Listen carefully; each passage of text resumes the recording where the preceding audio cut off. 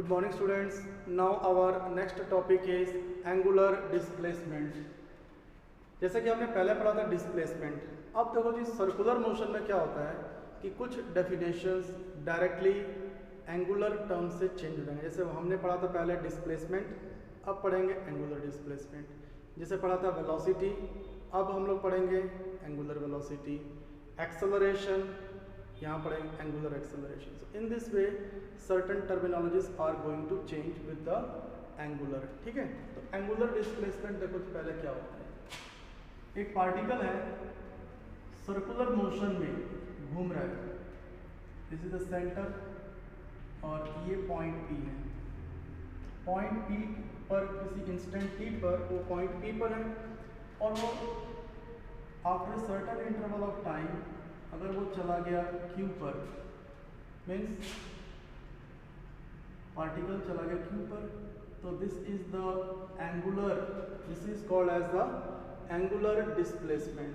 ठीक है, this is called as the angular displacement कि कितने एंगल से वो पॉइंट पी से पॉइंट क्यू पर डिस्प्लेस हो गया है, इसी को कहते हैं angular displacement. And it is defined as angle is equal to arc upon radius. तो theta is equal to arc कितना है, पी क्यू अपॉन रेडियस, इस तरीके से निकाला जाता है। ठीक है, और एंगुलर डिस्प्लेसमेंट में क्या होता है कि ये एक वेक्टर क्वांटिटी है। क्या क्वांटिटी है? ये एक वेक्टर क्वांटिटी है for small angle of theta, क्योंकि लार्जर एंगल पर जो कम्यूटेटिव प्रॉपर्टी होती है वो फॉलो नहीं होती है। ठीक है, और इसका जो डायरेक्शन दिया जाता है राइट हैंड थंब रूल से, अगर रोटेशन ऐसे कर रहा है तो इसकी डायरेक्शन इधर, एंटी क्लॉकवाइज में इधर और क्लॉकवाइज में इनवर्ड्स। ठीक है, तो ये होता है एंगुलर डिस्प्लेसमेंट। फिर होता है angular velocity. So angular velocity होता है, it is denoted by omega. हमने क्या पढ़ा था? लीनियर वेलोसिटी क्या होता है? Displacement upon time. हमने क्या पढ़ा था? वेलोसिटी होता है डिस्प्लेसमेंट अपॉन टाइम। तो अब हम लोग क्या पढ़ेंगे? Angular velocity. वेलोसिटी को डिनोट कर दिया। ठीक है, अरे भाई आया था ना, अब ये एंगुलर वेलोसिटी हो गया, तो डिस्प्लेसमेंट यहाँ पर एंगुलर डिस्प्लेसमेंट अपॉन टाइम। तो ओमेगा इज इक्वल टू, हम लोग देखो D theta upon D T भी लिखते हैं। अभी पे डिस्प्लेसमेंट कहाँ हुआ? एक पॉइंट दूसरे पर D theta upon D T. ये भी एक वेक्टर क्वांटिटी होता है। ठीक है, और इसका जो ऐसा, इसका ऐसा यूनिट क्या होता है? इसका जो ऐसा यूनिट होता है एंगुलर डिस्प्लेसमेंट का, वो होता है रेडियन। और इसका क्या हो जाएगा? ऐसा यूनिट रेडियन पर सेकेंड। ठीक, एंगुलर डिस्प्लेसमेंट, फिर velocity, angular velocity of angular acceleration. Angular acceleration क्या होता है? एंगुलर एक्सेलरेशन, एक्सेलरेशन क्या होता है? dv upon dt, rate of change of velocity. तो इसी तरीके से एक्सेलरेशन, लीनियर एक्सेलरेशन को लिखते हैं a से, एंगुलर एक्सेलरेशन को लिखते हैं अल्फा से। तो एंगुलर एक्सेलरेशन कितना हो जाएगा? Alpha is equal to D omega upon D T, rate of change of angular velocity. तो ऐसे ये टर्मिनोलॉजीज सर्कुलर मोशन में यूज करते हैं। ठीक है, अब देखेंगे relation between linear velocity and angular velocity. Relation between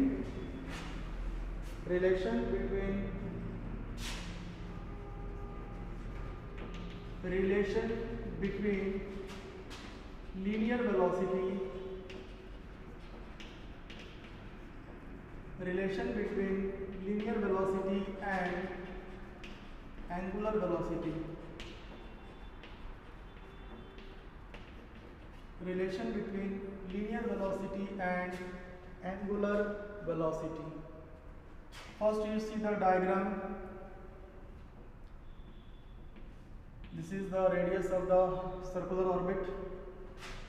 Particle is at point P at any instant of time.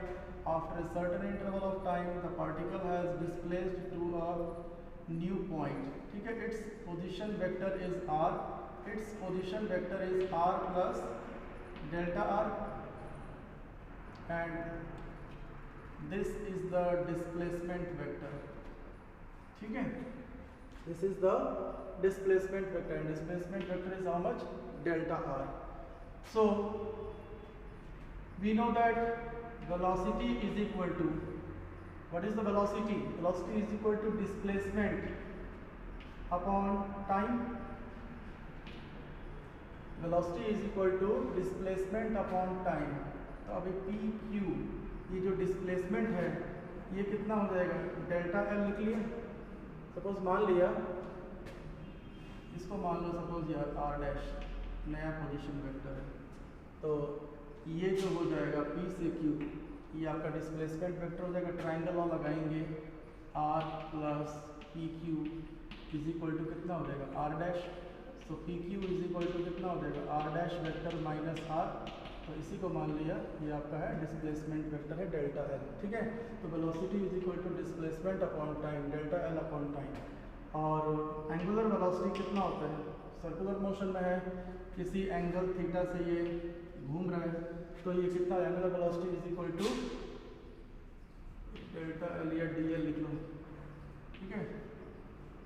तो कितना होता है, D theta upon D T. तो डी थीटा कितना हो जाएगा, D theta is equal to omega D T, ठीक है. और यहाँ पर डी एल कितना हो जाएगा, वेलोसिटी डी टी. मैं जानता हूँ angle is equal to arc, angle is equal to arc upon radius. तो एंगल कितना है, D theta omega D T, और डी एल कितना है, D D T upon R. Omega D T है ना, डी टी कैंसिल हो जाएगा, v is equal to R omega. This is the relation between linear velocity and angular velocity. आप जब book में देखेंगे तो लिखा होगा velocity is equal to limit delta T tends to 0 delta L upon delta T. तो बताया था कि जब इसमें जो चेंजेस है डेल्टा टी टेंड्स टू 0 का मतलब क्या होता है, टाइम में ऑलमोस्ट इक्वल है. तो इसको D L upon D T भी कर देते हैं at a particular instant of time, ठीक है. तो relation between linear velocity and angular velocity is v is equal to R omega. अब है relation between, next is relation between linear acceleration and angular acceleration, ठीक है. We know that v is equal to R omega.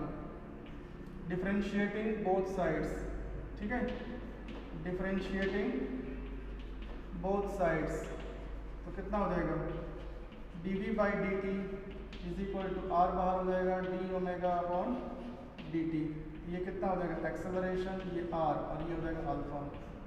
So this is the relation between linear acceleration and angular acceleration. अब कुछ terms आ जाते हैं circular motion में, जैसे time period. Time period क्या होता है, time period means time taken to complete one oscillation. दूसरा फ्रीक्वेंसी क्या होता है, फ्रीक्वेंसी मतलब number of oscillations completed in 1 second, ठीक है. Relation between time period and frequency. Suppose एक पार्टिकल है, वो n ऑसिलेशंस कवर कर रहा है इन 1 सेकेंड. सपोज एक पार्टिकल है, it is completing new revolutions, it is completing new revolutions in 1 second. तो एक रेवोल्यूशन कितने सेकेंड में, 1 अपॉन न्यू सेकेंड. तो यही तो है time period. Time period means time taken to complete, time taken to complete 1 revolution, ठीक है, वो होता है time period. Time period means time taken to complete 1 revolution. और फ्रीक्वेंसी क्या होता है, number of oscillations in 1 second. That is, समझ में आया क्या. जैसे एक पार्टिकल है, वो 10 रेवोल्यूशन करता है 1 सेकेंड में. तो एक रेवोल्यूशन करने के लिए कितना टाइम लगेगा, 1/10 सेकेंड. एक रेवोल्यूशन, तो यही तो है टाइम पीरियड की definition. Time period means time taken to complete one revolution, एक रेवोल्यूशन होने में कितना टाइम लगा। और फ्रीक्वेंसी क्या होता है, number of revolutions in 1 second, एक सेकेंड में कितने रेवोल्यूशंस, तो वो होती है फ्रीक्वेंसी। तो टाइम पीरियड और फ्रीक्वेंसी एक दूसरे के रेसिप्रोकल है। देखो जी, ओमेगा हम क्या जानते हैं, थीटा अपॉन टी। अगर पूरा एक कंप्लीट सर्कुलर मोशन हुआ, थीटा कितना हो जाएगा, 2 pi for one, I am talking about one complete revolution. So theta will be 2 pi and T will be replaced by time period. So 1 upon time period is how much? Nu. So in this. Thank you.